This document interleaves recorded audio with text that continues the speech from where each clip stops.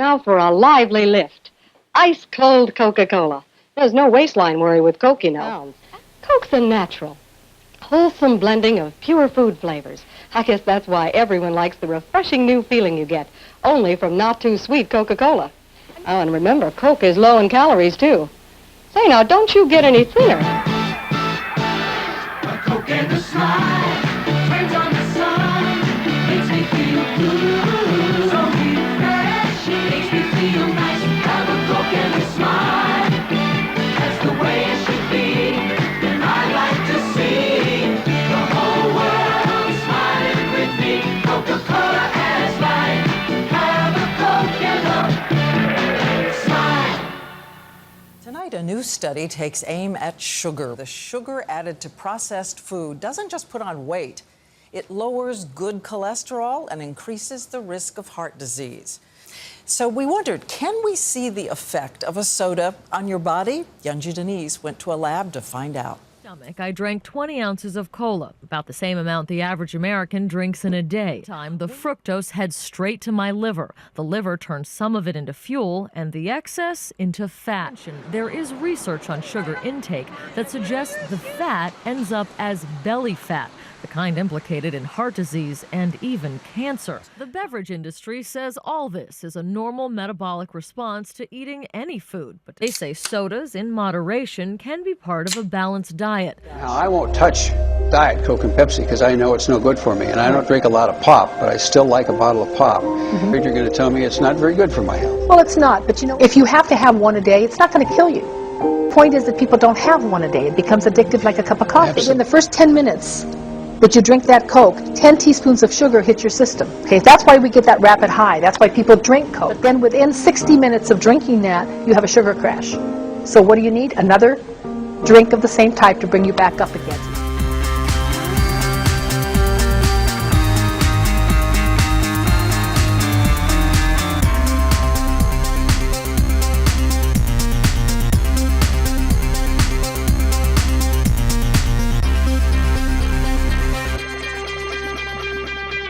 You know, if you were to follow a busy doctor as he makes his daily round of calls, you'd find yourself having a mighty busy time keeping up with him.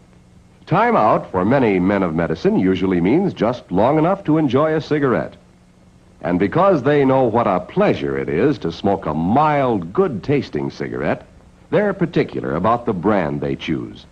In a repeated national survey, doctors in all branches of medicine, doctors in all parts of the country were asked, "What cigarette do you smoke, doctor?"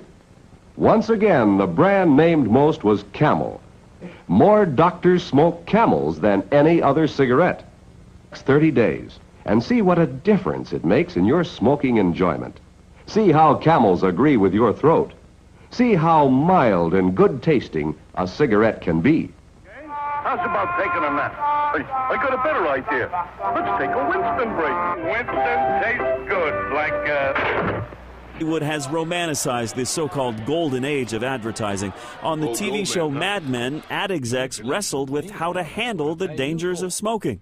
Our product is fine. I smoke them myself. But our hands are tied. We're no longer allowed to advertise that Lucky Strikes are safe. Tobacco. That's why I smoke Viceroy. Some of them, like actor Steve McQueen, later died of lung cancer. We'll see these pseudo doctors indicating that cigarette smoking actually was good for your health. Ganley says all these years later, cigarette ads often still portray an image of glamour and sophistication, and they are still aimed at a young crowd. An in-your-face health alert brought to you by the FDA. Federal officials plan to plaster graphic new labels all over cigarette packs sold in the U.S. Forget fine print, the FDA now wants pictures. Pictures that show things like rotting and diseased teeth and gums, and a cartoon of a mother blowing smoke in her baby's face. It's the biggest change to cigarette labels since 1966, when the U.S. first started printing health warnings on cigarette packs. We want to make sure that every person who picks up a pack of cigarettes is going to know exactly what the risk is that they're taking. More than 30 countries already require large graphic warnings. The U.S. is just playing catch-up. Cigarette smoke contains more than 4,000 different chemicals, with nicotine being the primary component.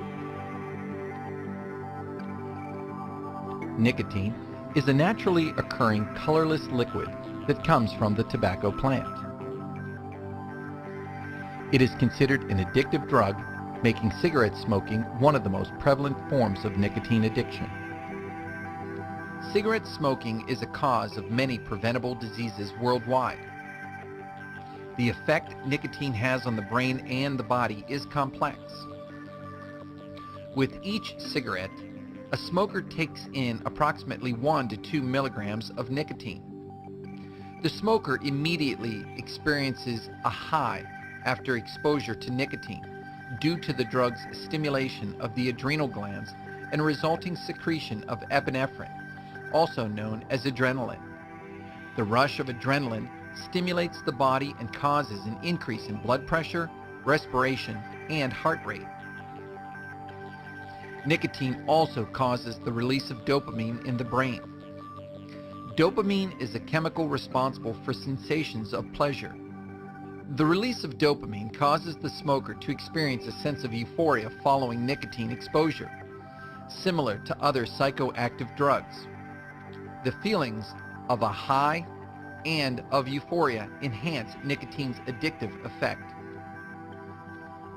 Repeated exposure to nicotine results in the development of tolerance, the condition in which higher doses of a drug are required to produce the same stimulating effects. When an adequate level of nicotine is not maintained, the smoker will experience symptoms of nicotine withdrawal. These symptoms include decreased heart rate, difficulty concentrating, nervousness, headaches, increased appetite and weight gain, insomnia, irritability, and depression. While these symptoms will diminish over time, the adverse effects of nicotine withdrawal make it difficult for most people to quit smoking. However, there are many resources and techniques available to assist individuals who want to quit. Consult with your healthcare professional for information on these resources.